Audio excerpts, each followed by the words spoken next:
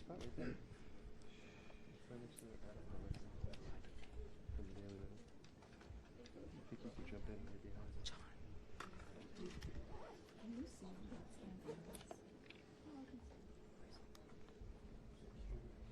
It's your name. Let me just check the camera. Let me just flip back. Just check that. Okay, thank you. What's your PDT?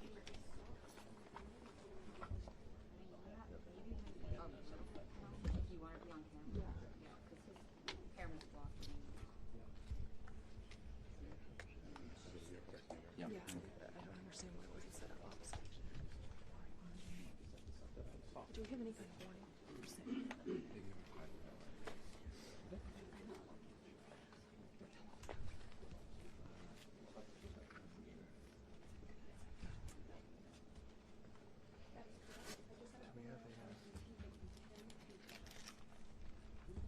the shot. Okay.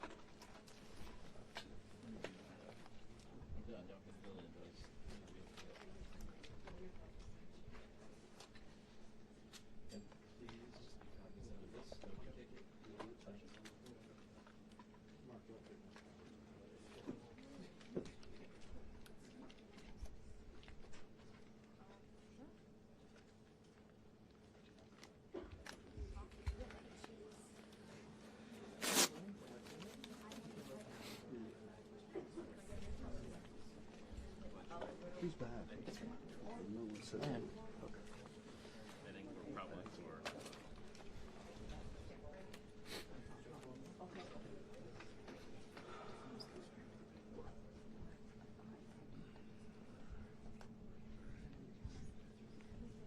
Alex, you want this one? You want it? Yes. Jim. Alex, go ahead and I mean, Alex.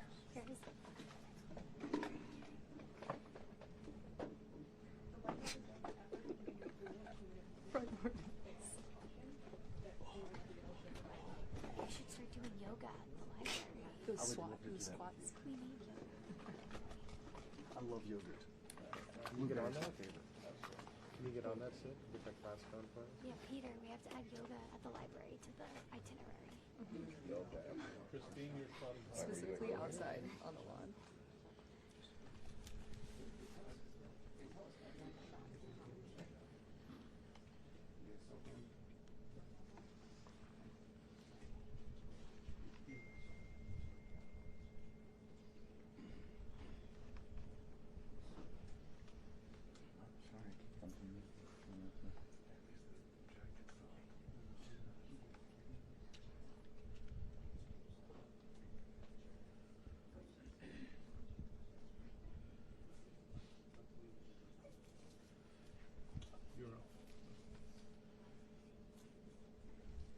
Yeah, I can see it on Fox back there. Jonathan, Yep. You're in the you're live in the shot. shot. Uh-huh. They're live on Fox right now. Okay. Thank you.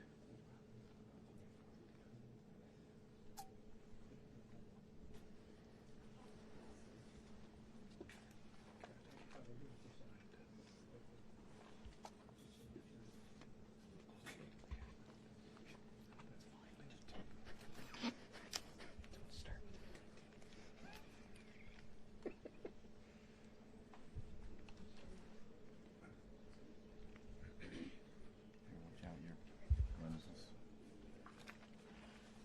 Let me get in there too. The lunch is in it or? Yeah, it's in it. Thank you. Right now we're on the wide shot just because everyone's taking it live.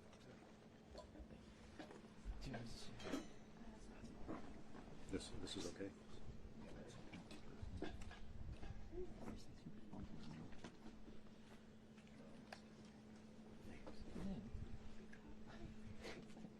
Just watch your left foot. Left foot? Yeah, you're fine. Left foot, left foot, left foot. Thank you.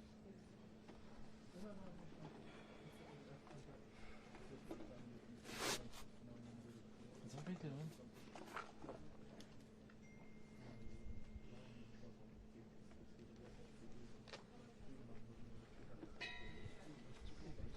I can't believe they got us in this quickly. Yeah. The hotel to I know, here, it was such and a we're quick, I was all not set expecting up. that. I thought this was going to take hours. What? What? What? You know what you're doing? You know what you're doing? Sir, sir. Do you know what you're doing? Half step those are really wide-angle lenses, and you'll if the two of you move forward, you'll be in the shot as the ma'am in the white also. The farther y'all press forward, the more you're going to be in these shots. They're super wide-angle. Thanks, Julio. Thank you. Oh, it's for AV? Oh, no, I said that. Nothing for Alex. That's for Alex to kick it over. Alex, we're actually waiting for you to get up there. Oh, no, no, no, no. Oh, no, no, no, no. Speech bubble. Right, so you're still in there for the walk-up? Yeah. And then I'm gonna push in. Okay.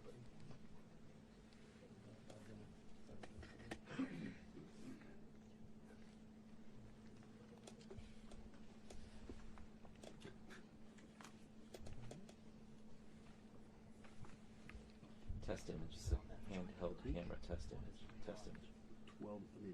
24 to 70. So, you're fine.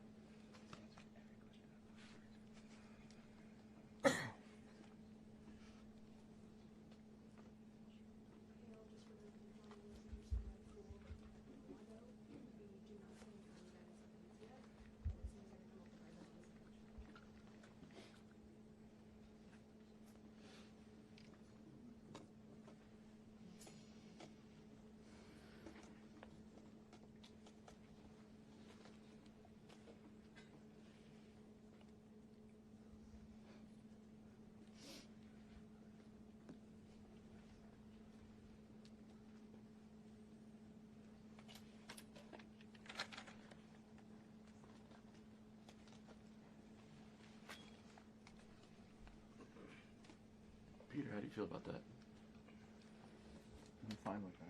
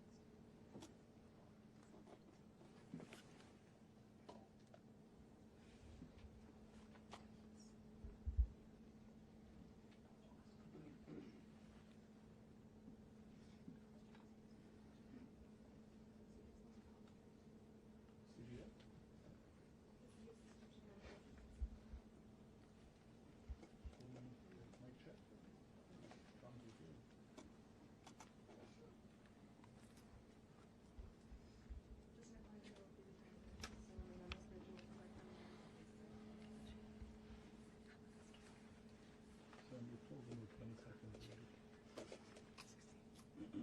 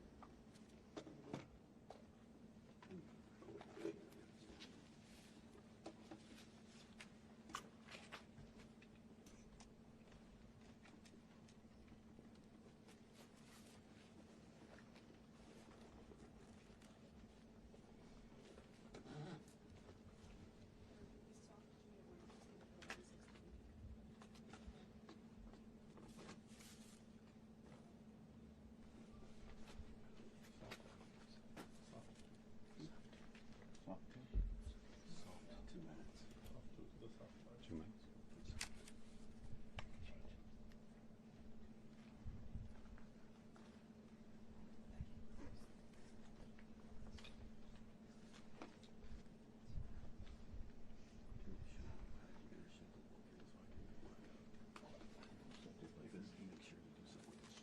Okay. I'll probably go up a little higher so I get over here. That'd be great.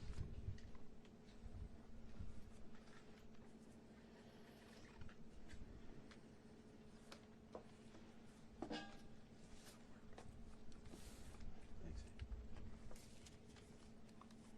You can stay here, great. You can stay. I can stay. Fine. Okay.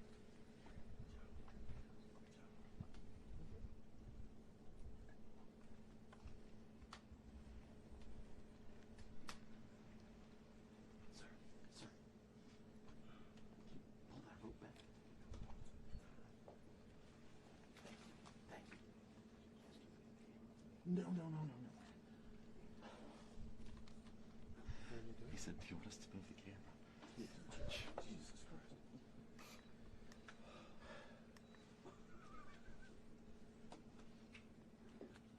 I remember my first day. This is your second cruise. 33 years ago. You get out.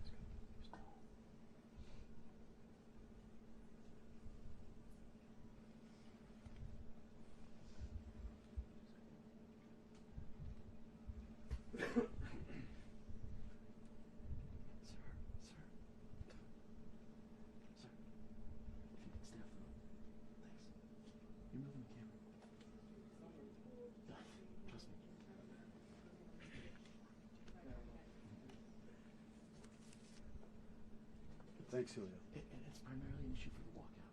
Right? The rope is pushing into it. Thank you. Thank you. Thanks, Julio.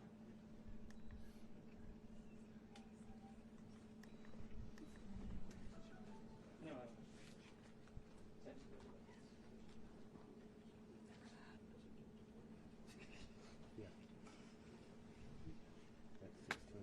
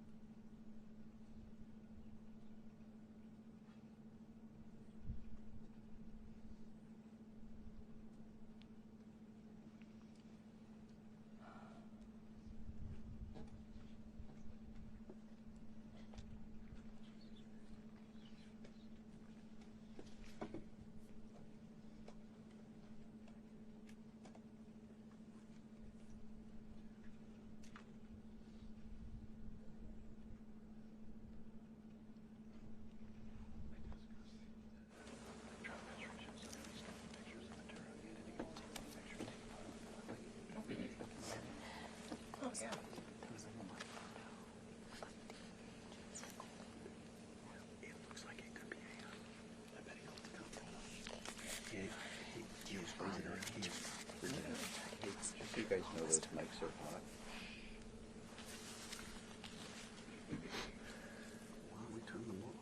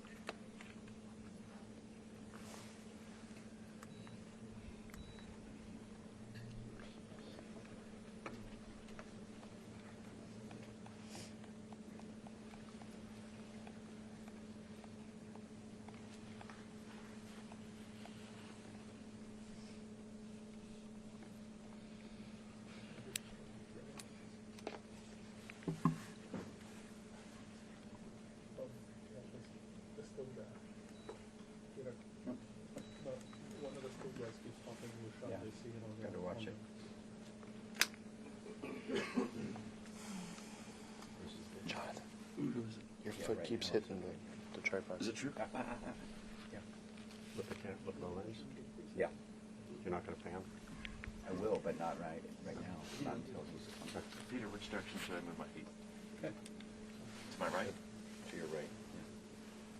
Is that better? Cool. Yeah, again, it's in the shot. Okay, good. Let me know. Trying to figure it out. How about down here? Yeah, I mean, that's fine. That's fine. Okay. Like that's okay. Yeah.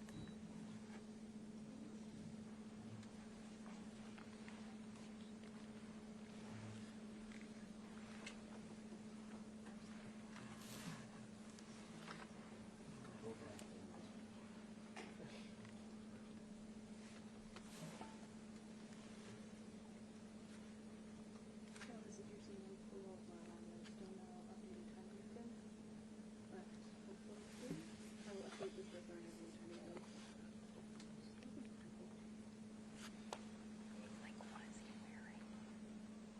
Sweatpants. No, but like, it's like a tracksuit. Oh, he's wearing white. I know what it is.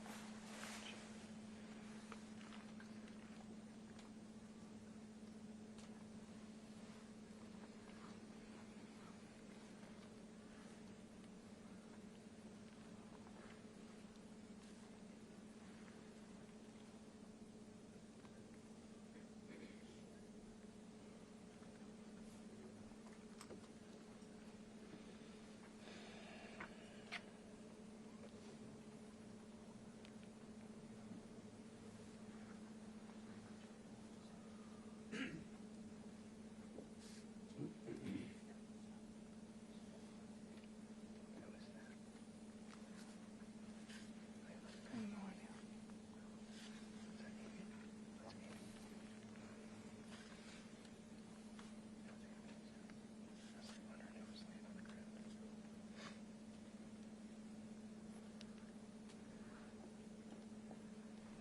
Jonathan. Yo. You can't sit on your butt, can you? Fine. What's that? Can you stay on your butt for the walk-in so we can actually see the floor? All I get is a bald head. Can you be 6'2"? No. If I'm on my butt, I can't see over there. And you have a remote. Sam, look up. Can't see over whose head.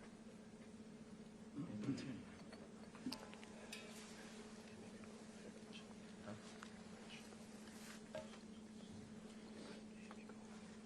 She put. She put after.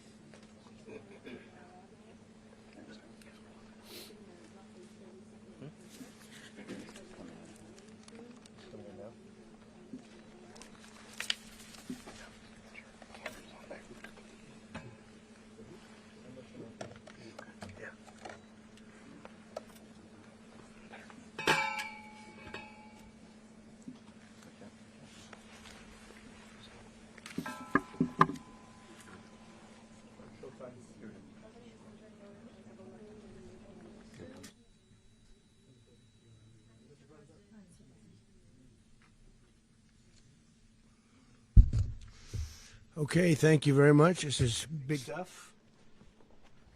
We appreciate you being here.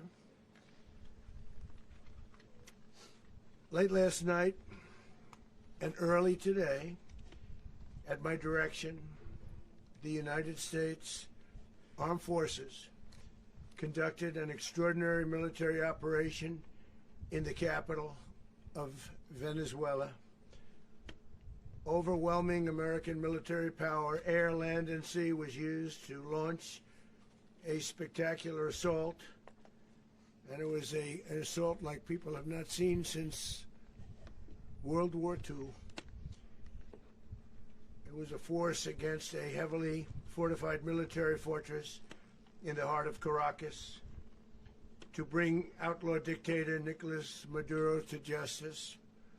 This was one of the most stunning, effective, and powerful displays of American military might and competence in American history. And if you think about it, we've done some other good ones, like the attack on Soleimani, the attack on al-Baghdadi, and the obliteration and decimation of the Iran nuclear sites just recently in an operation known as Midnight Hammer, all perfectly executed and done. No nation in the world could achieve what America achieved yesterday, or frankly in just a short period of time.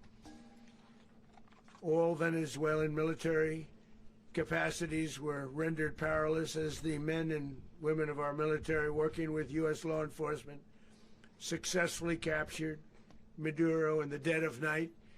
It was dark.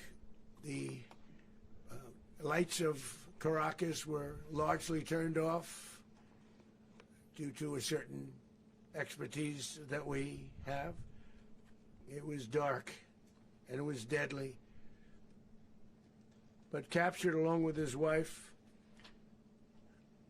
Celia Flores, both of whom now face American justice. Maduro and Flores have been indicted in the Southern District of New York, Jay Clayton, for their campaign of deadly narco-terrorism against the United States and its citizens. I want to thank the men and women of our military who achieved such an extraordinary success overnight with breathtaking speed, power, precision, and competence. You rarely see anything like it. You've seen some raids in this country that didn't go so well. They were an embarrassment. If you look back to Afghanistan, or if you look back to the Jimmy Carter days, they were different days. We're a respected country again, maybe like never before. These highly trained warriors, operating in collaboration with U.S. law enforcement, caught them in a very ready position. They were waiting for us. They knew we had many ships out in the sea, just sort of waiting. They knew we were coming. So they were in a ready, what's called a ready position. But they were completely overwhelmed and very quickly incapacitated. If you would have seen what I saw last night, you would have been very impressed. I'm not sure that you'll ever get to see it, but it was an incredible thing to see. Not a single American service member was killed, and not a single piece of American equipment was lost. We had many helicopters, many planes, many people involved in that fight. But think of that, not one piece of military equipment was lost, not one service member was, more importantly, killed. The United States military is the strongest and most fearsome military on the planet by far, with capabilities and skills our enemies can scarcely begin to imagine. We have the best equipment anywhere in the world. There's no equipment like what we have, and you see that even if you just look at the boats. You know, we've knocked out 97% of the drugs coming in by sea. 90%. Each boat kills on average 25,000 people. We knocked out 97%. And those drugs mostly come from a place called Venezuela. We're going to run the country until such time as we can do a safe, proper, and judicious transition. So we don't want to be involved with having somebody else get in and we have the same situation that we had for the last long period of years. So we are going to run the country until such time as we can do a safe, proper, and judicious transition. And it has to be judicious because that's what we're all about. We want peace, liberty, and justice for the great people of Venezuela, and that includes many from Venezuela that are now living in the United States and want to go back to their country. It's their homeland.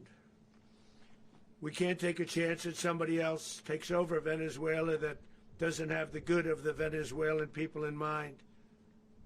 We've had decades of that. We're not going to let that happen. We're there now, and what people don't understand, but they understand as I say this, we're there now, but we're going to stay until such time as the proper transition can take place. So we're going to stay until such time as we're going to run it, essentially, until such time as a proper transition can take place. As everyone knows, the oil business in Venezuela has been a bust, a total bust, for a long period of time. They were pumping almost nothing by comparison to what they could have been pumping and what could have taken place. We're going to have our very large United States oil companies, the biggest anywhere in the world, go in, spend billions of dollars, fix the badly broken infrastructure, the oil infrastructure, and start making money for the country. And we are ready to stage a second and much larger attack if we need to do so. So we were prepared to do a second wave if we needed to do so. We actually assumed that a second wave would be necessary, but now it's probably not. The first wave, if you'd like to call it that, the first attack was so successful, we probably don't have to do a second, but we're prepared to do a second wave, a much bigger wave, actually. This was pinpoint, but we have a much bigger wave that probably won't have to do. This partnership of Venezuela with the United States of America, a country that everybody wants to be involved with because of what we were able to do and accomplish, will make the people of Venezuela rich, independent, and safe. And it will also make the many, many people from Venezuela that are living in the United States extremely happy. They suffered. They suffered. So much was taken from them. They're not going to suffer anymore. The illegitimate dictator Maduro was the kingpin of a vast criminal network responsible for trafficking colossal amounts of deadly and illicit drugs into the United States. As alleged in the indictment, he personally oversaw the vicious cartel known as Cartel de las Solas, which flooded our nation with lethal poison, responsible for the deaths of countless Americans, many, many Americans. Hundreds of thousands over the years of Americans died because of him. Maduro and his wife will soon face the full might of American justice and stand trial on American soil. Right now they're on a ship. They'll be heading to ultimately New York, and then a decision will be made, I assume, between New York and Miami or Florida. But we have people where the overwhelming evidence of their crimes will be presented in a court of law. And I've seen it. I've seen what we have. It's both horrible and breathtaking that something like this could have been allowed to take place. For many years after his term as president of Venezuela expired, Maduro remained in power and waged a ceaseless campaign of violence, terror, and subversion against the United States of America, threatening not only our people, but the stability of the entire region. And you all saw it. In addition to trafficking gigantic amounts of illegal drugs that inflicted untold suffering and human destruction all over the country, all over in particular the United States. Maduro sent savage and murderous gangs, including the bloodthirsty prison gang Tren de Aragua, to terrorize American communities nationwide, and he did indeed. They were in Colorado. They took over apartment complexes. They cut the fingers off people if they call police. They were brutal, but they're not so brutal now. And I just have to congratulate our military, Pete and everybody, and our National Guard, because the job that they've done, whether it's in Washington, D.C., where we have a totally safe city, where it was one of the most unsafe cities anywhere in the world, frankly, and now we have no crime in Washington, D.C. We haven't had a killing. We had the terrorist attack a few weeks ago. A little bit of a different kind of a threat, but we haven't had a killing in a long period of time, 6-7 months. We used to have two, on average 2 a week in Washington, our capital. We don't have that anymore. The restaurants are opening. Everyone's happy. They're going, they're walking their daughters, they're walking their children, their wives, they walk to restaurants. Restaurants are opening all over Washington, D.C. So I want to thank the National Guard. I want to thank our military. And I want to thank law enforcement. It's been amazing. And they should do it with more cities. We're doing it, as you know, and we're doing it in Memphis, Tennessee right now, and crime is down. We've just sort of started a few weeks ago, but crime is down now 77%. And the governor of Louisiana called, great person, and he wanted us to help him, as you know, in a certain very nice part of Louisiana, and we have done that. It was a rough section, and we have crime down. I understand it's down to almost nothing already after 2.5 weeks.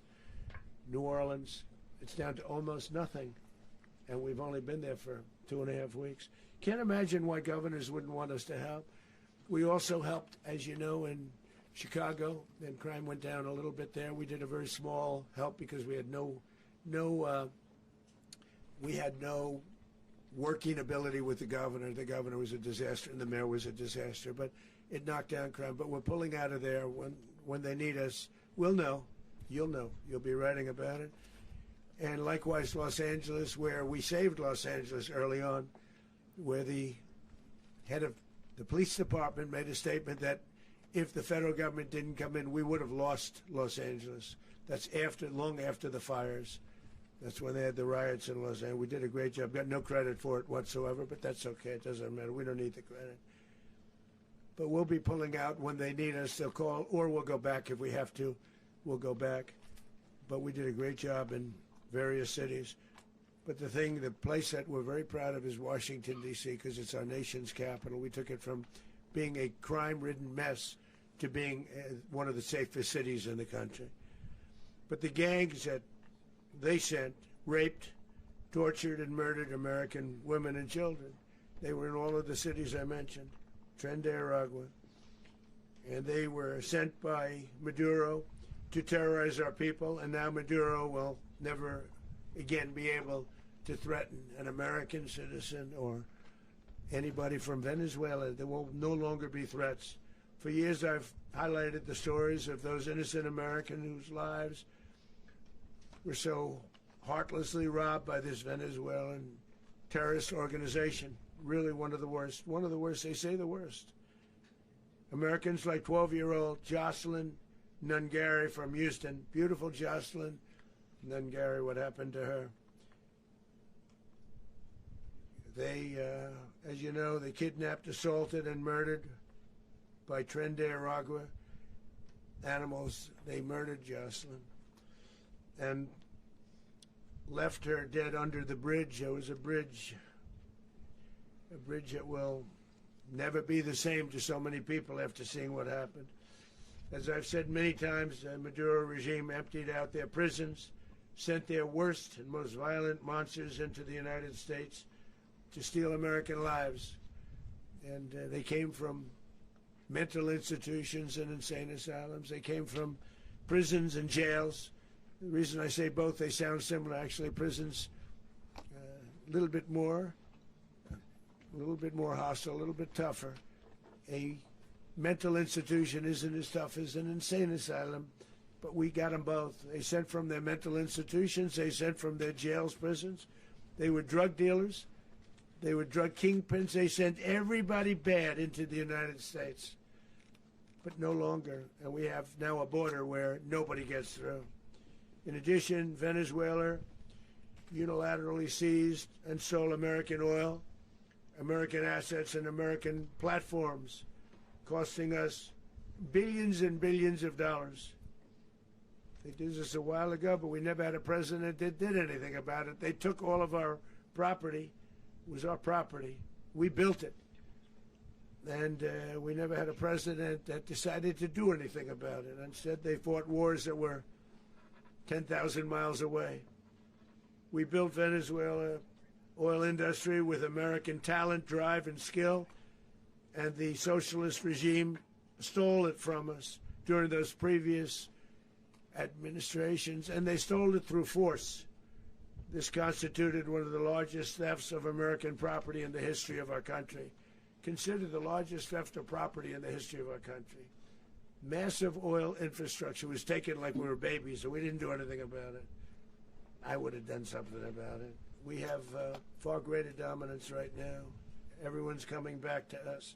The future will be determined by the ability to protect commerce and territory and resources that are core to national security. These are core to our national security. Just like tariffs are, they've made our country rich, and they've made our national security strong, stronger than ever before. But these are the iron laws that have always determined global power, and we're going to keep it that way. We will secure our borders, we will stop the terrorists, we will crash the cartels, and we will defend our citizens against all threats, foreign and domestic. Other presidents may have lacked the courage or whatever to defend America, but I will never allow terrorists and criminals to operate with impunity against the United States. This extremely successful operation should serve as warning to anyone who would threaten American sovereignty or endanger American lives. Very importantly, the embargo on all Venezuelan oil remains in full effect. The American Armada remains poised in position, and the United States retains all military options until United States demands have been fully met and fully satisfied.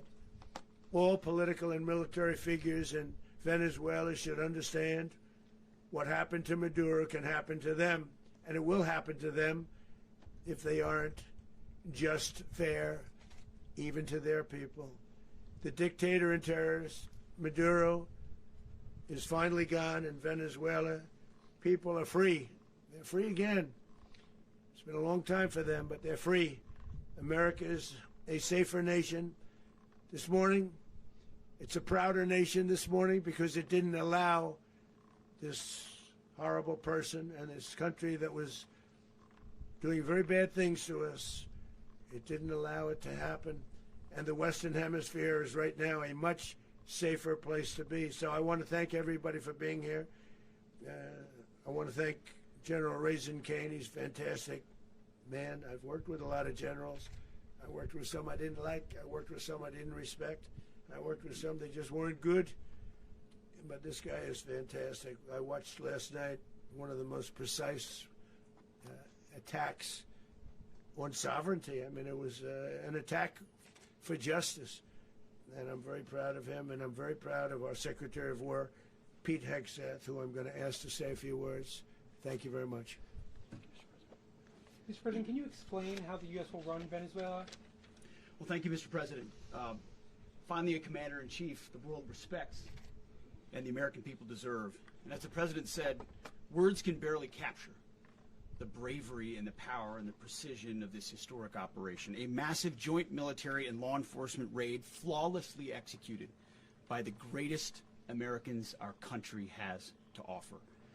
American warriors are second to none, the best in the world and the best of our country. What all of us witnessed last night was sheer guts and grit, gallantry, and glory of the American warrior. I'm simply humbled by such men, and I tip my hat to our chairman, Dan Raisin Kane, and all those Americans who stood watch last night. Our warriors are the elite of America, and again, President Trump has your back. No other country on planet Earth, and it's not even close, could pull this kind of operation off. And no other president has ever shown this kind of leadership, courage, and resolve. The most powerful combination the world has ever seen. As the president said, our adversaries remain on notice. America can project our will anywhere, anytime. The coordination, the stealth, the lethality, the precision, the very long arm of American justice, all on full display in the middle of the night. Nicolas Maduro had his chance, just like Iran had their chance, until they didn't and until he didn't. He effed around and he found out. President Trump is deadly serious about stopping the flow of gangs and violence to our country. Deadly serious about stopping the flow of drugs and poison to our people. Deadly serious about getting back the oil that was stolen from us. And deadly serious about reestablishing American deterrence and dominance in the Western Hemisphere. This is about the safety, security, freedom, and prosperity of the American people. This is America first. This is peace through strength. And the United States War Department is proud to help deliver it. Welcome to 2026, and under President Trump, America is back. I'd like to welcome now our chairman, Chairman Raisin Kane, to give a few more details about the operation. Mr. Chairman. Thank you, Mr. Secretary. Thank you, Mr. President, and good morning. Last night, on the order of the President of the United States and in support of a request from the Department of Justice, as the President said, the United States military conducted an apprehension mission in Caracas, Venezuela, to bring to justice two indicted persons, Nicolas and Cecilia Maduro. This operation, known as Operation Absolute Resolve, was discreet, precise, and conducted during the darkest hours of January 2nd and was the culmination of months of planning and rehearsal, an operation that, frankly, only the United States military could undertake. What I'd like to do this morning is talk to you through some of the preparation and the details without compromising any of our tactics, techniques, and procedures. There is always a chance that we'll be tasked to do this type of mission again. Our interagency work began months ago and built on decades of experience of integrating complex air, ground, space, and maritime operations.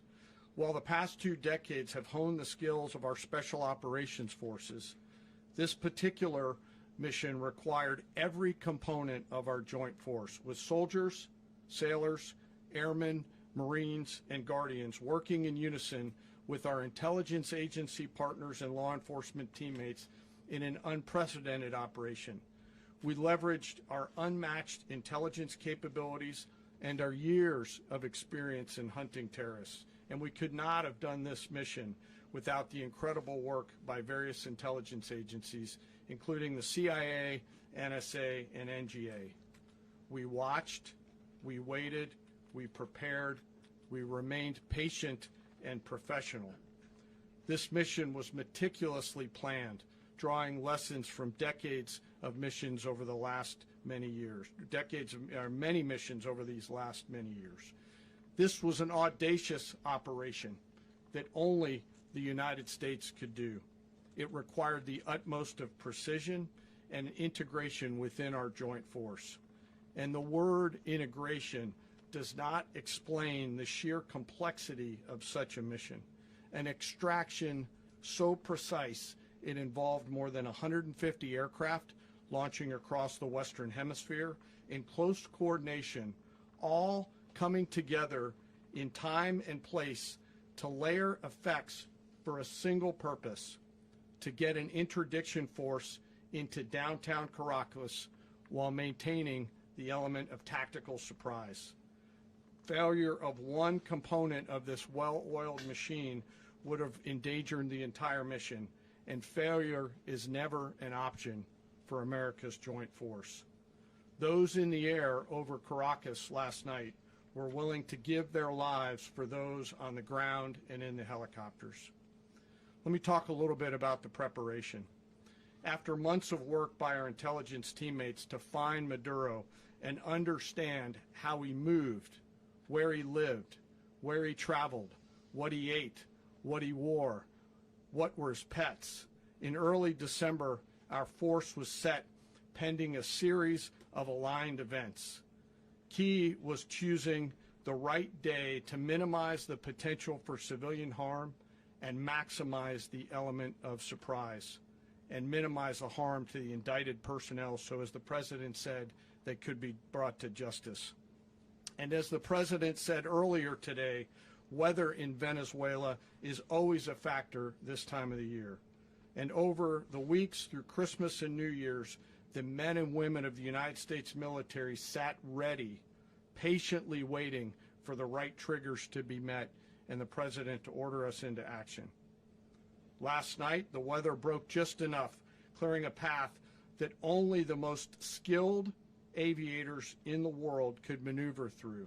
Ocean, mountain, low cloud ceilings, but when tasked with a mission, this organization does not quit. At 10:46 p.m. Eastern Time last night, the President ordered the United States military to move forward with this mission. He said to us, and we appreciate it, Mr. President, good luck and Godspeed. And those words were transmitted to the entire joint force.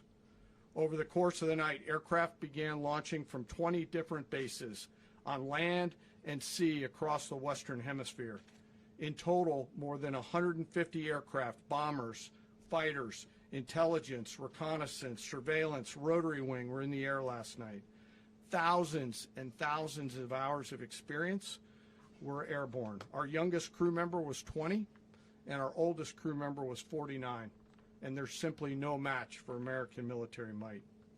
As the night began, the helicopters took off with the extraction force, which included law enforcement officers, and began their flight into Venezuela at 100 feet above the water. As they approached Venezuelan shores, the United States began layering different effects provided by Spacecom, Cybercom, and other members of the interagency to create a pathway. Overhead, those forces were protected by aircraft from the United States Marines, the United States Navy, the United States Air Force, and the Air National Guard. The force included F-22s, F-35s, F-18s, EA-18s, E-2s, B-1 bombers, and other support aircraft, as well as numerous remotely piloted drones. As the force began to approach Caracas, the Joint Air Component began dismantling and disabling the air defense systems in Venezuela, employing weapons to ensure the safe passage of the helicopters into the target area. The goal of our air component is, was, and always will be to protect the helicopters and the ground force and get them to the target and get them home. As the force crossed the last point of high terrain where they'd been hiding in the clutter, we assessed that we had maintained totally the element of surprise. As the helicopter force ingressed towards the objective at low level, we arrived at Maduro's compound at 1:01 a.m. Eastern Standard Time, or 2:01 a.m. Caracas local time, and the apprehension force descended into Maduro's compound and moved with speed, precision, and discipline towards their objective and isolated the area to ensure the safety and security of the ground force while apprehending the indicted persons. On arrival into the target area, the helicopters came under fire, and they replied with that fire with overwhelming force in self-defense. One of our aircraft was hit but remained flyable, and as the President said earlier today, all of our aircraft came home, and that aircraft remained flyable during the rest of the mission. As the operation unfolded at the compound, our air and ground intelligence teams provided real-time updates to the ground force, ensuring those forces could safely navigate the complex environment without unnecessary risk. The force remained protected by overhead tactical aviation. Maduro and his wife, both indicted, gave up and were taken into custody by the Department of Justice, assisted by our incredible U.S. military with professionalism and precision, with no loss of U.S. life. After securing the indicted persons, the force began to prep for departure. Helicopters were called in to exfiltrate the extraction force, while fighter aircraft and remotely piloted aircraft provided overhead coverage and suppressive fire. There were multiple self-defense engagements as the force began to withdraw out of Venezuela. The force successfully exfiltrated and returned to their afloat launch bases, and the force was over the water at 3:29 a.m. Eastern Standard Time with indicted persons on board. And both Maduro and his wife were embarked aboard the USS Iwo Jima. In closing, what we've witnessed today is a powerful demonstration of America's joint force. We think, we develop, we train, we rehearse, we debrief, we rehearse again and again, not to get it right, but to ensure that we cannot get it wrong. Our jobs are to integrate combat power so when the order comes, we can deliver overwhelming force at the time and the place of our choosing against any foe anywhere in the world. I am immensely proud today of our joint force and filled with gratitude to represent them here today. There is simply no mission too difficult for these incredible professionals and the families that stand by them and support them. As we stand here this morning, our forces remain in the region at a high state of readiness, prepared to project power, defend themselves, and our interests in the region. This operation is a testament to the dedication and unwavering commitment to justice and our resolve to hold accountable those who threaten peace and stability.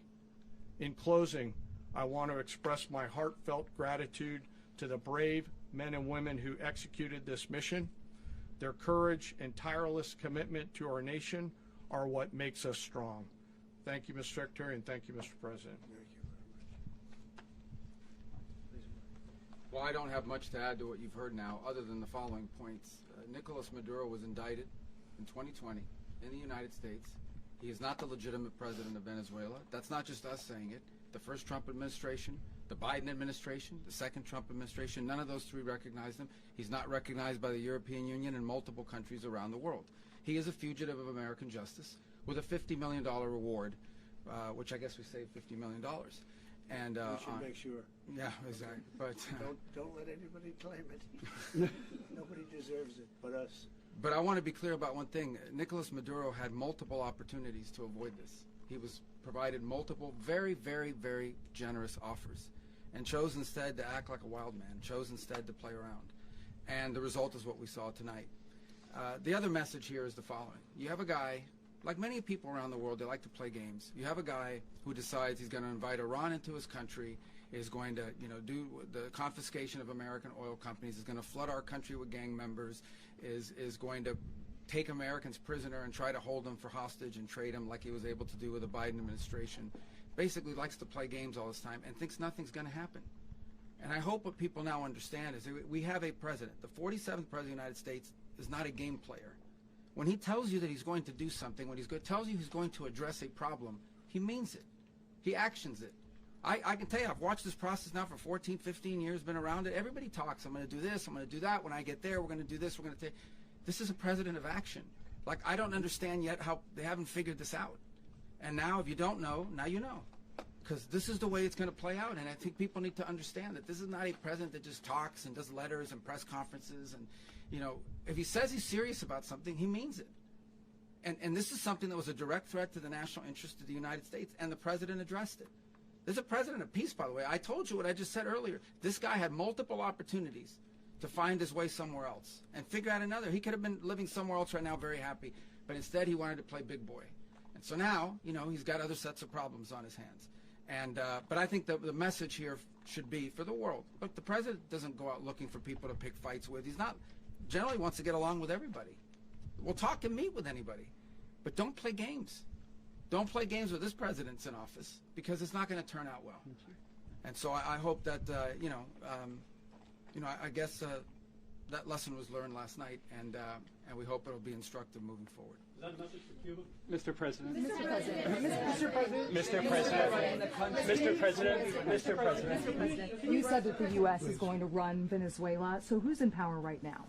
Well, we're going to be running it with a group, and we're going to make sure it's run properly. We're going to rebuild the oil infrastructure, which will cost billions of dollars. It'll be paid for by the oil companies directly. They will be reimbursed for what they're doing, but it's going to be paid. And we're going to get the oil flowing the way it should be. As you know, it was just a minor flow. It was actually a minor flow for what they have. But we're going to run it properly, and we're going to make sure the people of Venezuela are taken care of. We're going to make sure the people that were forced out of Venezuela by this thug are also taken care of. Mr. President. Mr. President. Mr. President. Mr. President. Mr. President, does the U.S. running the country mean that U.S. troops will be on the ground? How will that work? Well, you know, they always say boots on the ground. Oh, so we're not afraid of boots on the ground if we have to have. We had boots on the ground last night at a very high level, actually. We're not afraid of it. We don't mind saying it. But we're going to make sure that that country is run properly. We're not doing this in vain. This is a very dangerous attack. This is an attack that could have gone very, very badly. Could have gone very badly.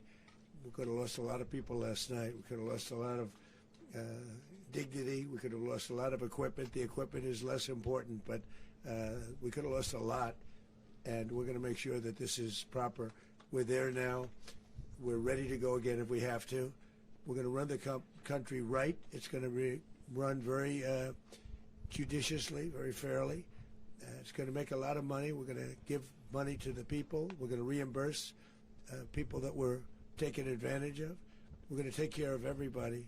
It's very important. We couldn't let them get away with it. You know, they stole our oil. We built that whole industry there, and they just took it over like we were nothing. And we had a president that decided not to do anything about it. So we did something about it. We're late, but we did something about it. Yeah, please. Mr. President, can you explain the exact mechanism by which you're going to run the country? Are you going to designate a U.S. official to coordinate? It's Can all you just unpack it's all that? being done right now. We're designating people. We're talking to Who people. We're specifically? designating various people, and we're going to let you know who those people are. Mr. President. What's the group you mentioned that would run Venezuela? Well, it's largely going to be, for a period of time, the people that are standing right behind me. We're going to be running it. We're going to be bringing it back. It's a dead, I talk about a dead country. A year and a half ago, we were a dead country. Now we're the hottest country anywhere in the world. We're a country doing better than any country anywhere in the world. And it required leadership. Venezuela has a lot of bad people in there, a lot of bad people that shouldn't be leading. We're not going to take a chance that one of those people take over for Maduro.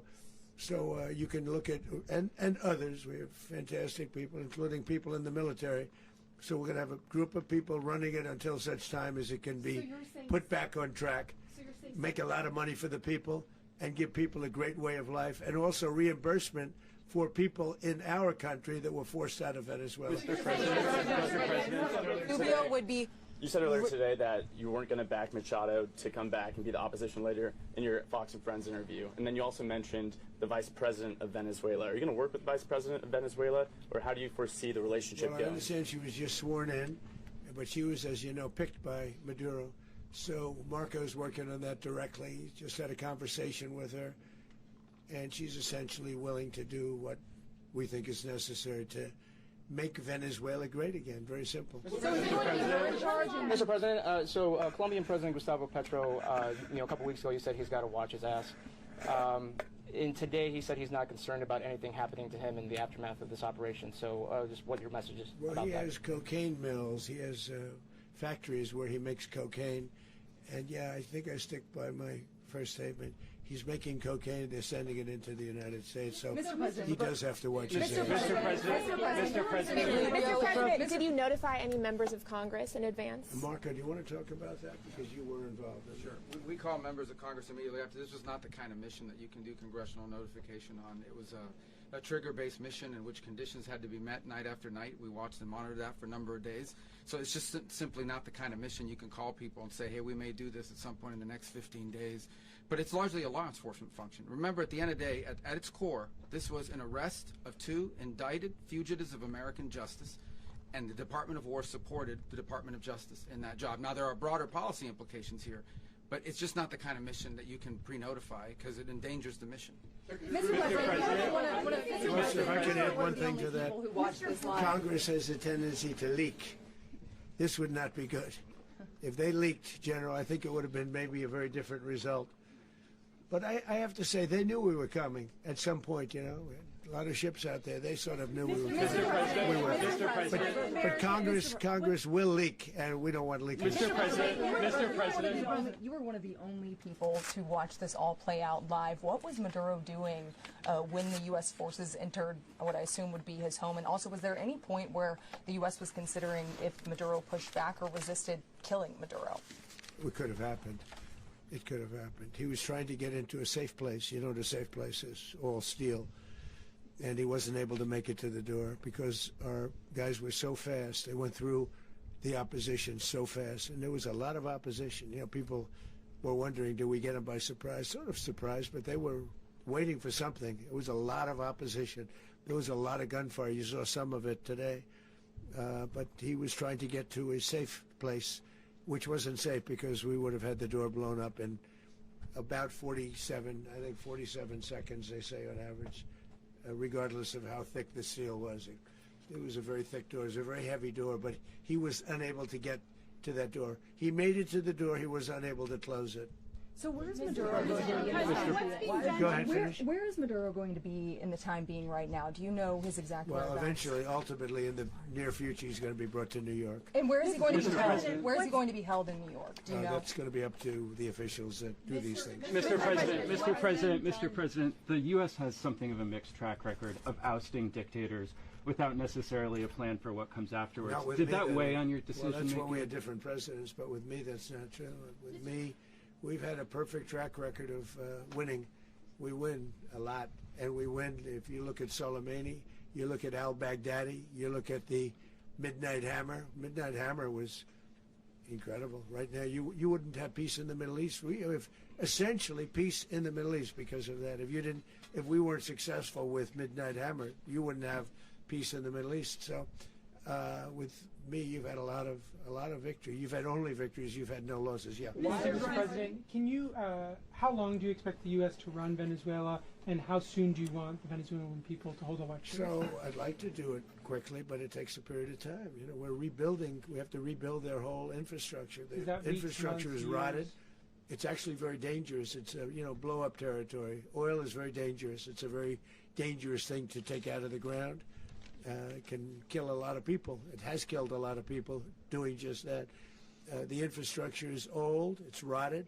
Much of it is stuff that we put there 25 years ago, and we're going to be replacing it. And we're going to take a lot of money out so that we can take care of the country. Are you saying that Secretary Rubio and Mr. President, China, Russia, and Iran have interests in Venezuela. How does this operation affect your relationships with them when it comes to the oil and drugs? In terms of China and Russia, Russia when we get things straightened out. But in terms of other countries that want oil, we're in the oil business. We're going to sell it to them. We're not going to say we're not going to. In other words, we'll be selling oil, probably in much larger doses because they couldn't produce very much because their infrastructure was so bad. So we'll be selling large amounts of oil to other countries, many of whom are using it now, but I would say many more will come. Are you saying that, Mr. President, are you saying that? Mr. President, thank you. What is your message to the people of Venezuela today? Of course, the civilian population specifically, they have a lot of questions. What is your message to the people of Venezuela? That you're going to have peace. A long period of time it was stolen from you. But you're going to have peace and you're going to have safety. You're going to have justice. You're going to have a country. You're going to have a real country. You're going to have potentially a great country. You know, if you go back 20 years, maybe even a little longer ago, that was a great country. And they destroyed it. Remember I said that if we lose this election, the United States will be Venezuela on steroids. That's what would have happened. Had we lost the election, the 2024 election, We suffered so badly when you look at the border from 2020. What they did, what Joe Biden administration did to our country should never be forgotten. But if we had to go through another year of that, we wouldn't have. We would be exactly where Venezuela was in terms. I used to say, if they win, we're going to be Venezuela on steroids, and that's what would have happened. President, thank you. Are you saying that Secretary Hegseth and Rubio are going to be running Venezuela, and will you be sending in U.S. military They're going troops to be a to provide? team that's working with the people of Venezuela to make sure that we have Venezuela right.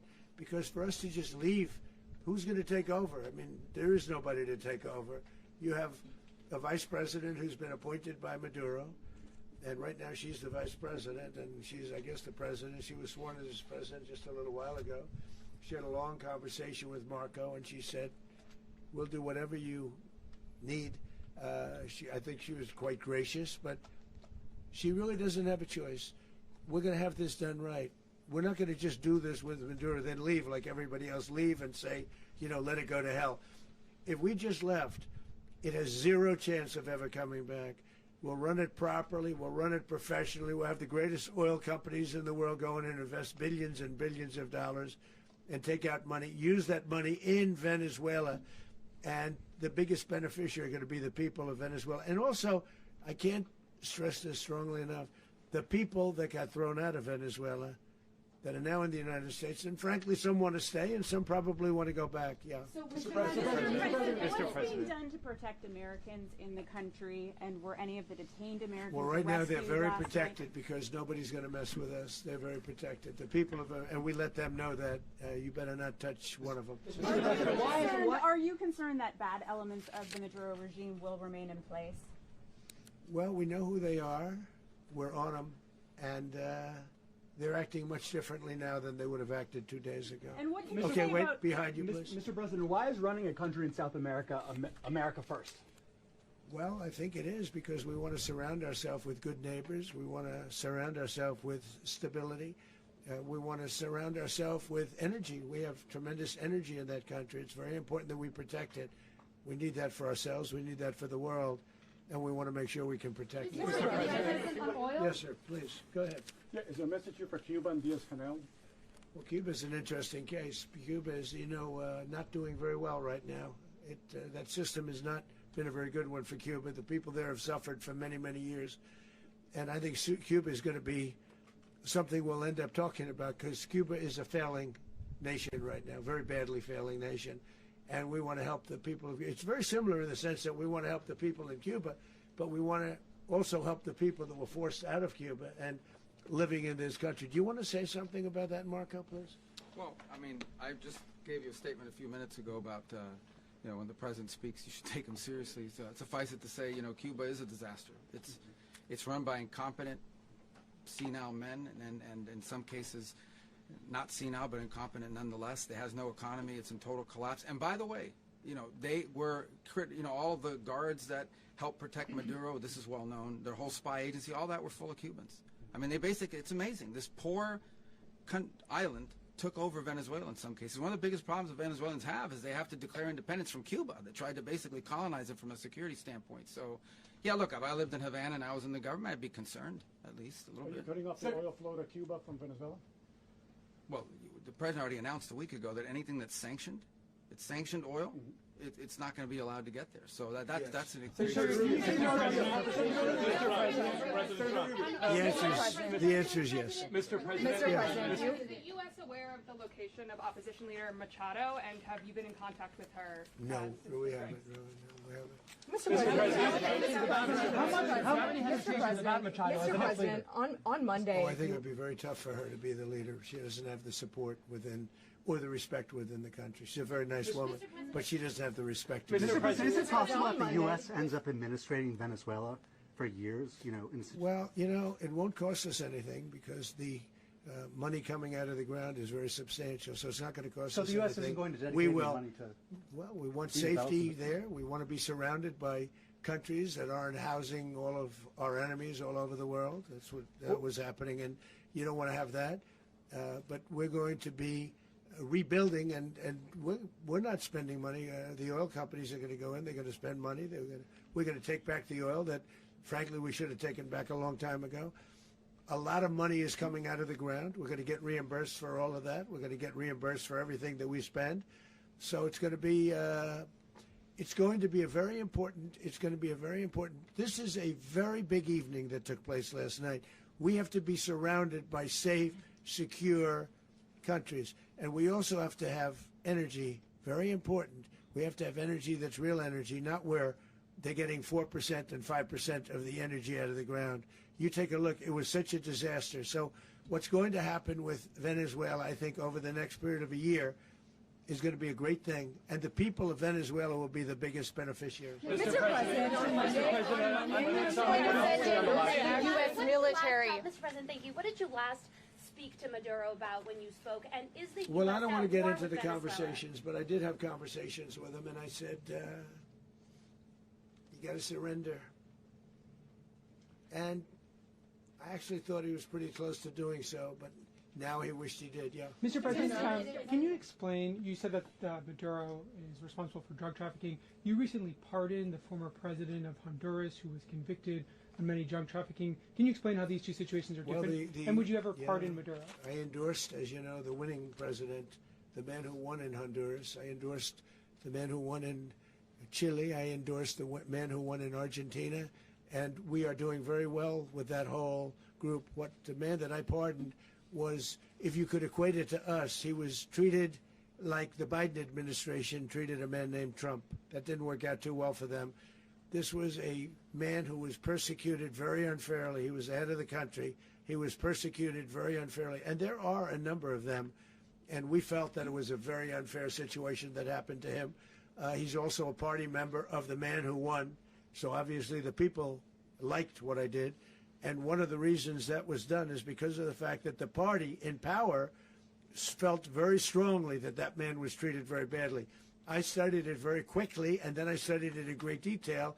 I went to a lot of the people standing behind me, and they felt that that man was persecuted and treated very badly. That's why I gave him a pardon. Mr. President, you referenced boots on the ground earlier. Can you just sort of button this up? Do you envision the U.S. military having a presence in Venezuela as the U.S. runs that country? No, we're going to have a presence in Venezuela as it pertains to oil, because we have to have, we're sending our expertise in.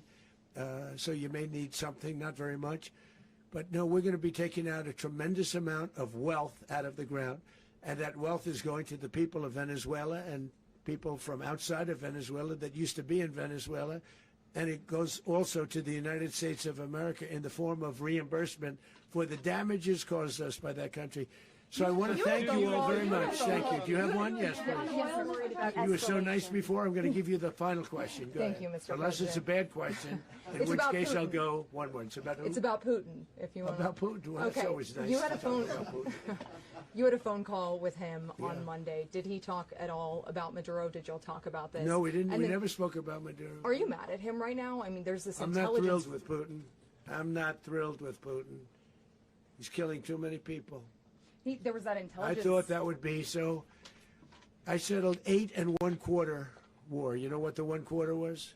Thailand and Cambodia. I did it again. They broke out, and I did it in about 5 hours, and I settled it. I'm giving myself 1/4, so I'm up to now 8 1/4. In other words, I settled the war, but then they broke out. They had a pretty bad breakout over the last 4 days. I got them to go back to peace. So I only give 1/4. I thought the easiest one would be, one of the easier ones would be Russia, Ukraine. It's not. And they both have done some pretty bad things. And look, that's Biden's war. That's not my war. But I want to stop the lives. Did you see where last month, 30,000, it was 27,000 the month before. 30,000, mostly soldiers, were killed this last month. 30,000. I want to stop that. You know, I got NATO to pay 5% instead of the 2% that they weren't paying. They weren't paying 2, now they pay 5. And we send them a lot of munitions. We send them a lot of things, missiles and various other things, a lot. And they pay. The United States is not losing money. We're probably making money on that. It's the last thing I care about. I just want to stop all those people. We're losing 25, 30,000 human beings. They come from 2 places that are very far away. But if I can stop, because it's something I've been pretty good at doing, deals, I guess, it's all a deal. Life is a big deal. But if I can stop that war and stop 30,000 young people, in addition to the fact that people are being killed in Kiev, people are being killed in other cities throughout, a much smaller number, but they're being killed, viciously killed. So I'm not happy about it. I thought that would be something that would get solved. We have Mr. Witkoff here. I think that we're making progress, but that's a war that should have never happened. If I were president, it would have never happened. Putin says it. Everybody says it. If I were president, that would have never happened. But I inherited that war. That was Joe Biden, Zelensky, and Putin. I came into the situation, and it's a mess. And I will say this. I watched an operation last night that was so precise, that was so brilliant. I mean, it was incredible. If we had our people, like this general, and our people involved, that war would not have gone on very long, that I can tell you. told me That war, to use an old term, that war has become a bloodbath, and we want it to get stopped. Thank you very much. Are you concerned a rogue Venezuelan general can take over the country? Can you talk about your conversation with the Vice President?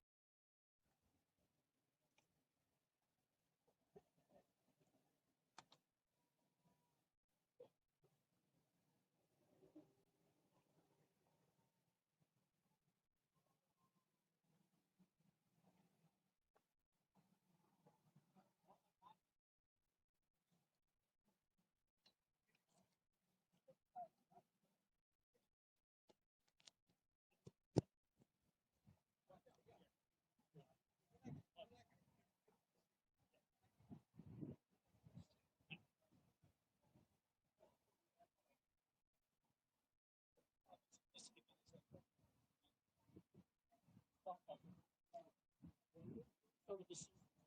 was for me.